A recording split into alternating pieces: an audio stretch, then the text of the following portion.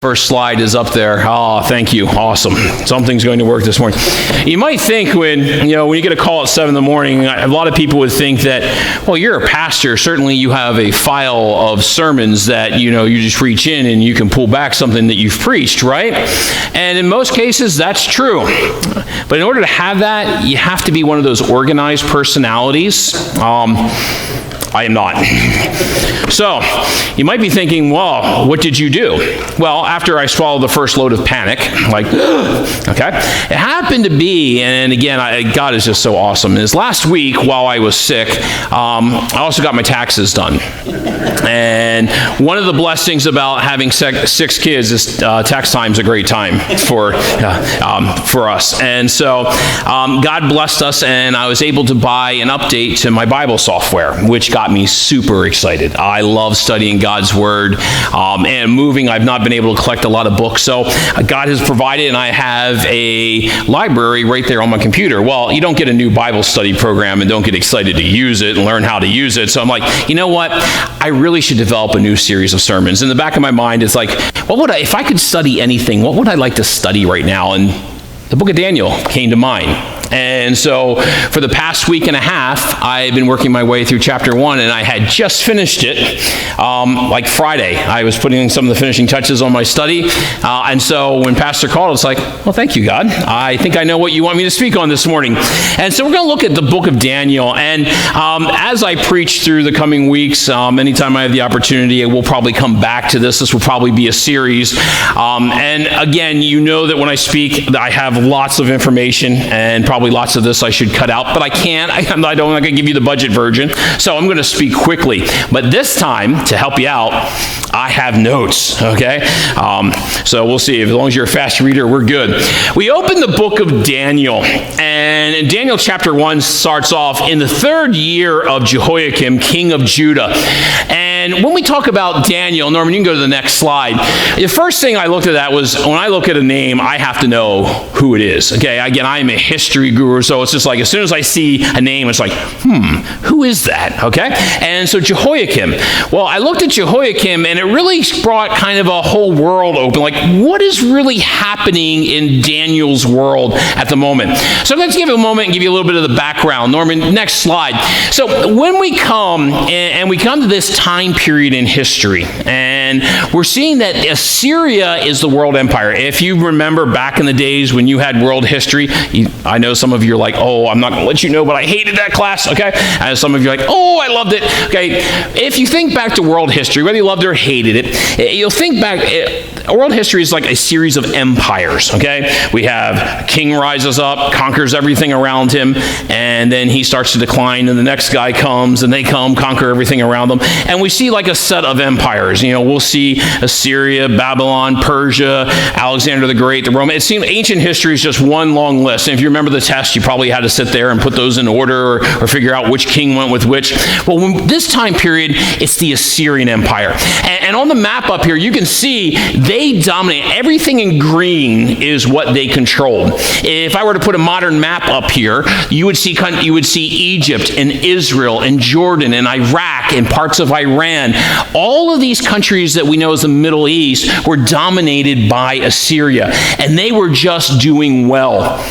But like all empires, they began to decline. Now, before they did decline, however, they did manage to take out the 10 tribes of Israel. Okay, if you remember back in your Bibles at this time, Israel is not a unified nation. Remember, they went into the Promised Land. They got there. They had 3 kings: Saul, David, Solomon, and then there was civil war, and they split. And for the rest of their history, they will be 2 independent nations, Israel and Judah. Well, Israel was taken out by Assyria, disappeared from the face of the earth. We don't even know where those 10 tribes went. They were taken by the Assyrians, kind of scattered abroad. This map has go back for a second. This map has horrible color, but if you look really carefully in the center, you'll see Judah. And if you would see better color, it is actually in yellow. Judah was never taken by Assyria. And you're like, wow, that's kind of odd. They took everything else. Well, it wasn't that they didn't try. And it's a cool story in the Bible. I wish we had time to read it, but the Assyrians marched their army up to Jerusalem, and they're talking, and it's King Hezekiah at that time, and the leader of the Assyrians is like, hey, you know what? You might as well surrender. We took out all your fortified cities. We have your cities surrounded. Nobody else's God has saved them. What do you think your God's going to be able to do? Well, he found out because Hezekiah did not surrender. They prayed, and God wiped out his entire army. And so Judah remains independent amidst the sea of Assyria. Next slide, Norman. But again, like all great empires, it fell. And as Assyria began to deteriorate, there were two major nations that were looking to take their place. Of course, Egypt had been great in the past, and we know about Egypt during Moses' time, and they had dominated. For a long time, they'd been kind of under Assyria. Now they're like, this is our chance. And so under Pharaoh Necho, they're like, we're going to seize power. We're taking the region back over. But over in the area of Iraq was another man by the name of Nabopolassar. And you're like, Nabba who? I don't know who that is. And you probably don't. But you might be familiar with his son, Nebuchadnezzar. Okay? And these two were beginning to rise, and they had ideas of, wow, what if we could revive Babylon and make Babylon an empire again? It had been an empire long ago. And you remember the Tower of Babel. Before that, after that was Hammurabi, and you get into ancient history. And they were like, wow, we could make Babylon great again. This almost sounds like a modern political slogan, make Babylon great again. So we have make Babylon great again, and the Egyptians both vying for power. So right there in the middle is Judah, okay? So Babylon's coming in from the east, Egypt from the south. All right, Norman, next slide. So let's talk about Judah at this time. Next slide. So we have a king named Josiah comes to the throne, and we're almost at the end of Judah before they go into captivity, spoiler alert. But Josiah comes to the throne. Now Josiah is only 8 years old when he comes to power, and he will reign for 31 years. He followed God's commandments. Okay, when we look at the kings of Judah, Israel was always bad. Like their people just never seemed like they followed God. Every one of their kings was an absolute train wreck and evil person. Judah will be mostly like that with a few exceptions, and this was one of them. And Josiah is going to lead the people back to God. Now, keep in mind, this is only a few years before Judah is going to disappear for a little while and go into captivity. In fact, things are so bad, the prophetess Huldah prophesied to Josiah, because Josiah goes to this prophet and says, like, what does God have to say? And God's like, look, I've had enough of Judah. Okay, I've warned them, I've told them, I've sent the prophets. He said, but because you are righteous and because you have been trying to turn things around, I'm going to wait till after you die. Okay, you'll die before I will pour out my final judgment on Judah. And so sure enough, that's what happens. Now, as it happens, Egypt was making its power play, and Egypt begins to come up through Israel, and Josiah goes out to meet them in battle, and it's an interesting story in Chronicles, and Pharaoh tells Josiah, look, I'm not here to mess with you. I'm on my way. He was going after Babylon. He was going to make sure that Babylon was taken down. He still had to kind of keep Assyria happy. And he's like, look, just let me go. And we don't know why, but Josiah was like, no, that's not going to happen. In fact, it's interesting because Pharaoh even says, look, God told me to come through. And Josiah's like, you're not going through. Well, Josiah gets killed in that battle. And so he is done, and Pharaoh goes on through. And so we lose this godly king. I bring this up, we were talking about this a little bit in men's breakfast yesterday. We look at our nation, and it is easy to assume that we're at the end. Okay, it's easy to say that that's it, America's done, it's gone down, there's nothing left, there is no hope. But I do want to remind you there's always hope. And even in the midst of a dark time, even when Judah is on the brink of destruction, there still is a godly king who for a time leads them back to God. There are a lot of people out there who need to know about the truth of Jesus Christ. And I would encourage you, don't give up hope yet. Okay, we still have a message, and there are still people to be reached. Jesus has not come back yet. Okay, he is coming, and I believe judgment is going to fall on our nation, and I think it's going to fall hard. But that doesn't mean that we get to just go, bye. I had a friend who was a roofer, and he told me one time that he was up working on a roof, and as sometimes happens, he slipped, and he started sliding down the roof. And as he went by one of his coworker just kind of looked and went, bye, okay? Fortunately, he caught himself before he went over the edge. But sometimes we can kind of be like that coworker. We can kind of watch America sliding by going, yeah, bye, okay? But I think for Josiah, it's a reminder for us that, you know what, we need to stand in the gap every day, okay? When judgment comes, it's going to come, but until that moment, let's not give up hope. Let's continue to tell people about Jesus Christ. I still believe that our country could see revival yet again. It is not impossible, and looking at Judah shows that does happen. Alrighty, moving on. So the next king, and I'm going to go through real quick with his son was nothing like him, and Jehoahaz was Josiah's fourth son. He reigned for a very short 3 months. He did evil in the sight of the Lord, not like his father Josiah, and basically Pharaoh Necho came back and imprisoned him. He was anti-Egyptian. He didn't care that he was kind of mad because the Egyptians had killed his father, had come through, so off he goes. Which brings us to our next king, Jehoiakim, who was Josiah's second-born son, and he was made king by Pharaoh, and so apparently he was pro-Egyptian, unlike his brother, and so Pharaoh's like, sure, here, I'll put you into power.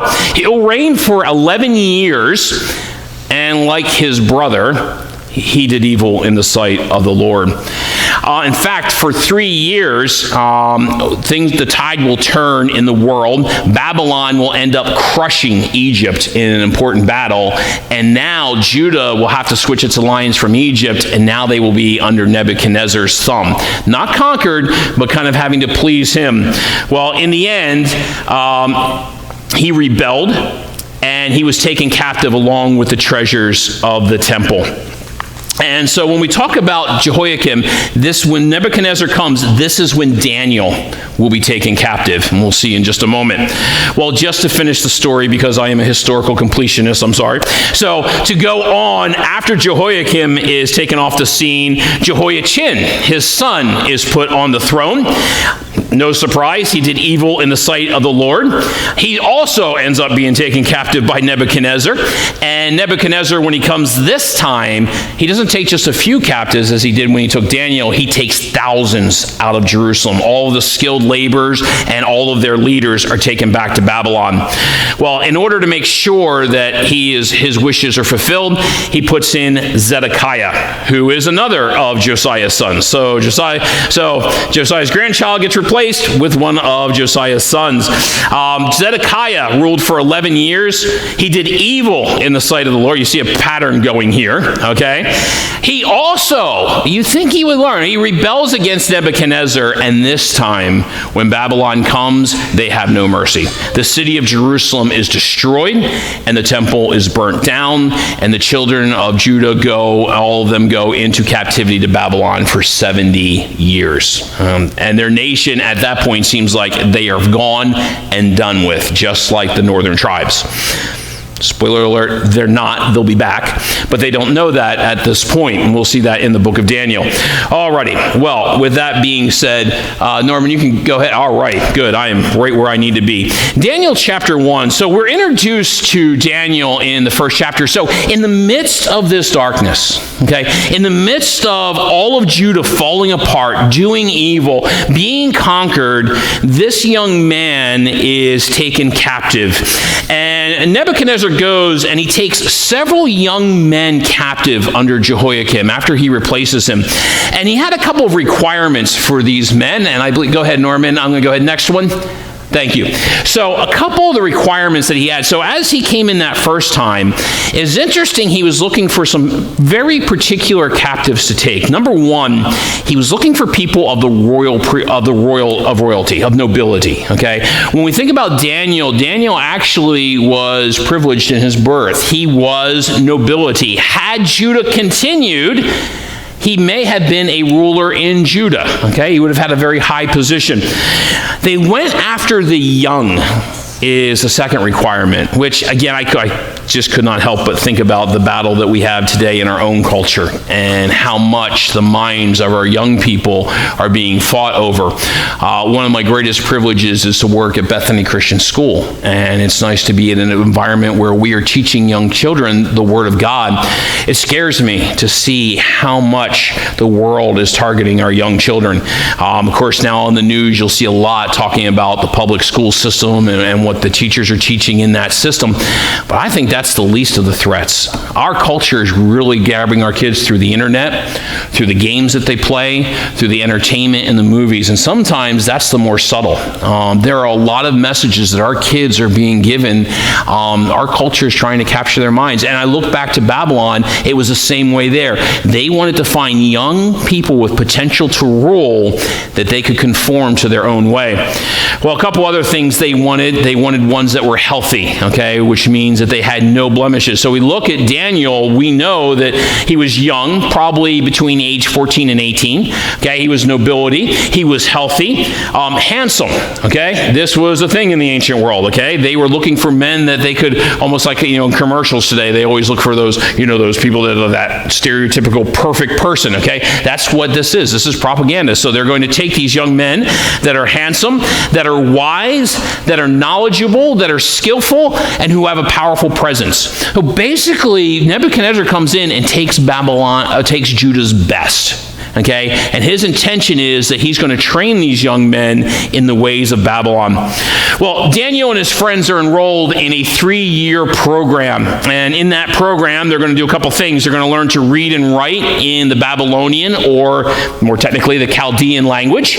Okay, so their culture is going to be kind of taken away and replaced. They're also going to be provided with royal food and drink. This is kind of the perk of this program. Okay, lots of studying, but they get to eat the same food that is at the king's table. And I will tell you this, Nebuchadnezzar did not chintz on his meals. You can bet on that, okay? So it's kind of like you're in the college program, but it's Shady Maple every day, okay? So good stuff for them.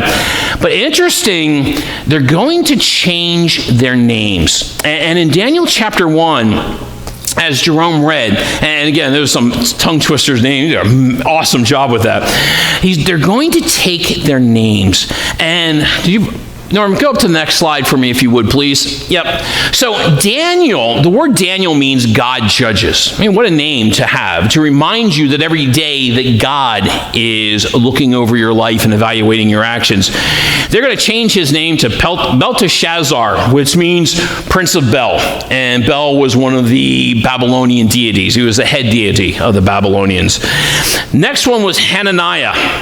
It's who Jehovah gave, okay? What a reminder. Remember your name. Every day you say your name, it's a reminder that God was the one who gave you.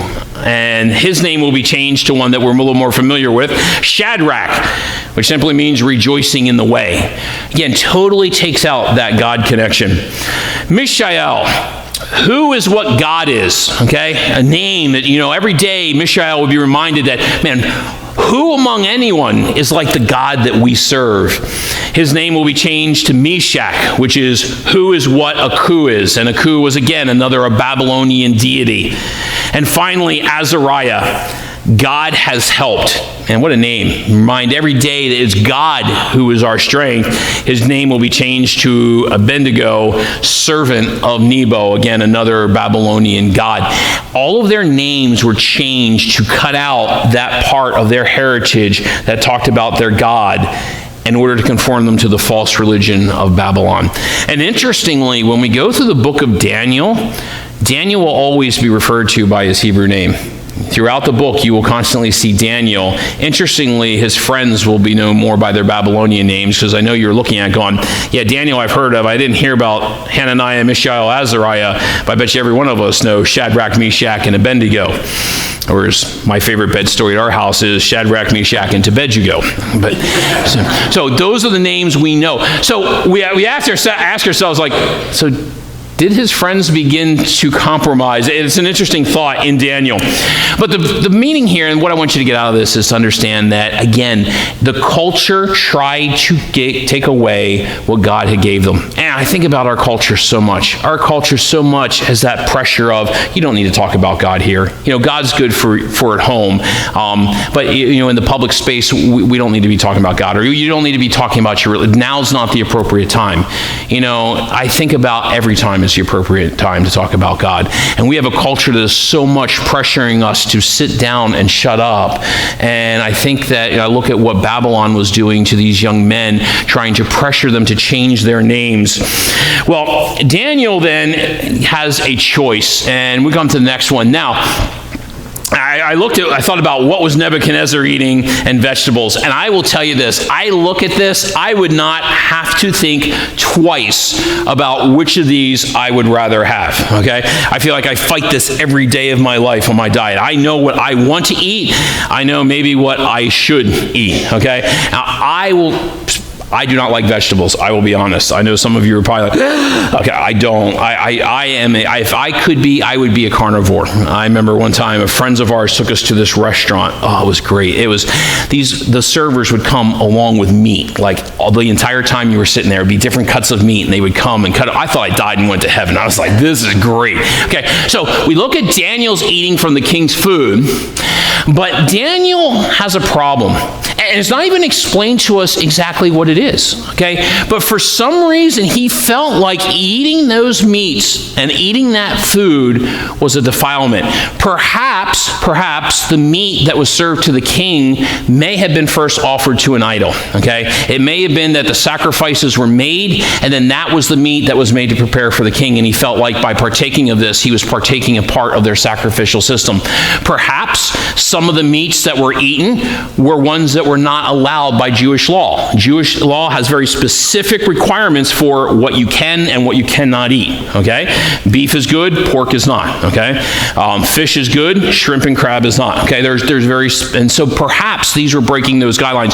But for whatever reason, Daniel knew that eating this stuff was a defilement. And it's interesting the choice he makes. He says in Daniel, but Daniel made up his mind that he would not defile himself with the food and drink and the king's choice food, or with the wine that he drank.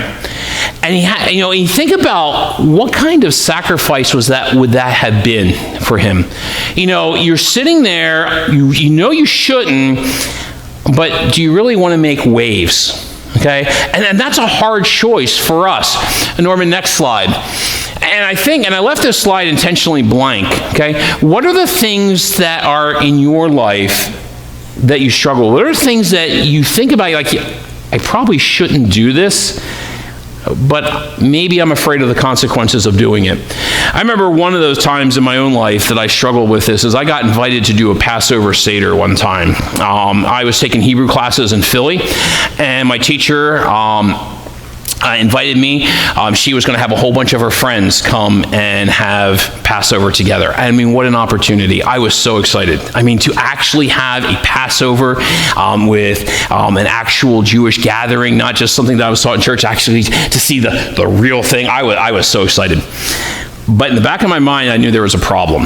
I, for myself, do not drink alcohol at all. I come from a family, my grandparents were alcoholics. At 16 years of age, I remember watching my grandfather pass away as he drank himself to death. And my other grandparents were heavy alcoholics as well. So for me, in my personal life, alcohol is just something I don't touch. I have a very addictive personality. I know the dangers of it for myself. And so it was a decision I made.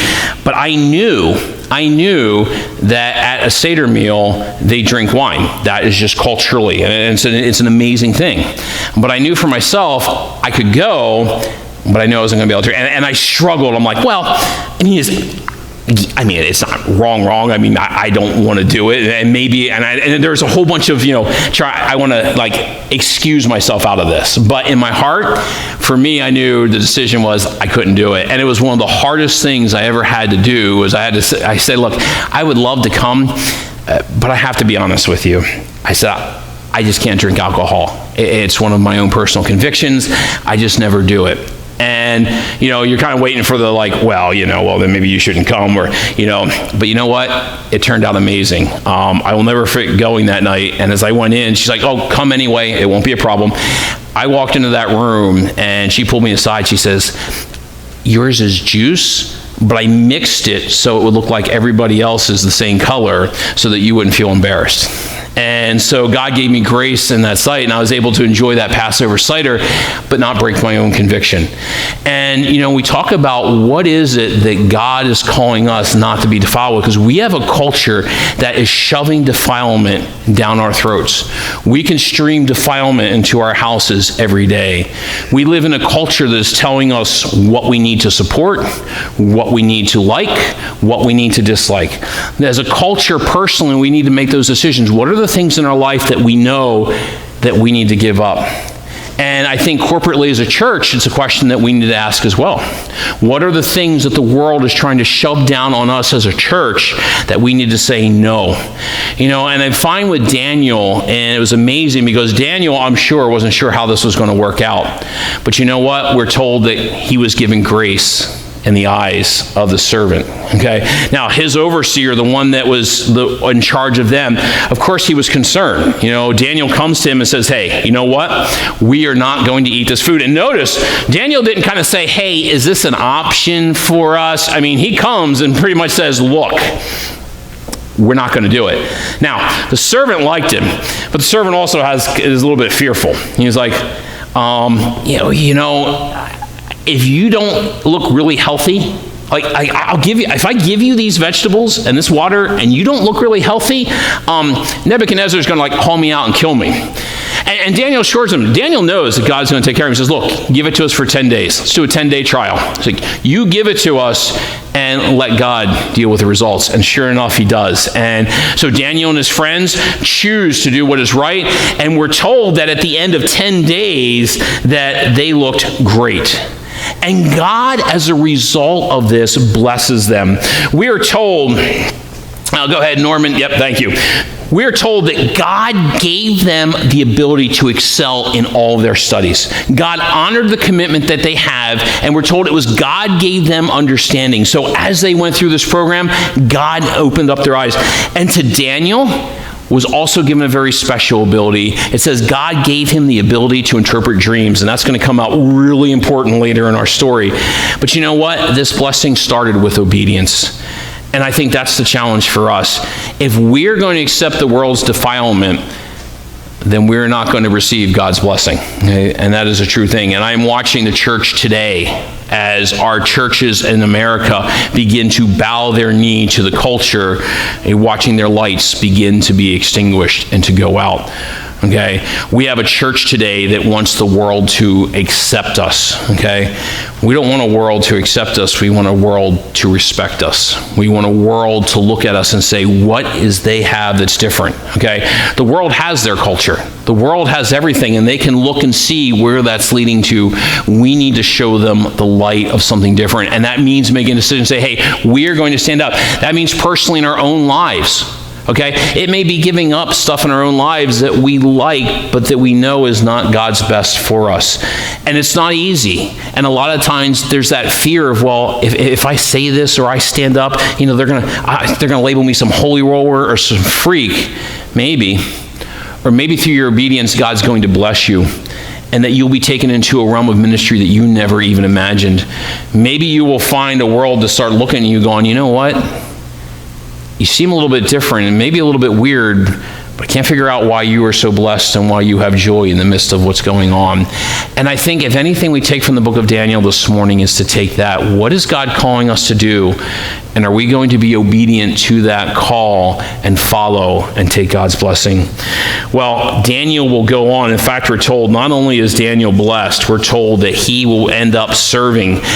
Those young men stood out in that court. Of all of Nebuchadnezzar's men that he had, of all the elders and wise men and the magicians and astrologers, these four guys stood out as worlds beyond anything that he had. And we're told in kind of a early chapter spoiler that Daniel will end up serving in Nebuchadnezzar's court, and he will continue to serve until even the next empire comes and takes things over.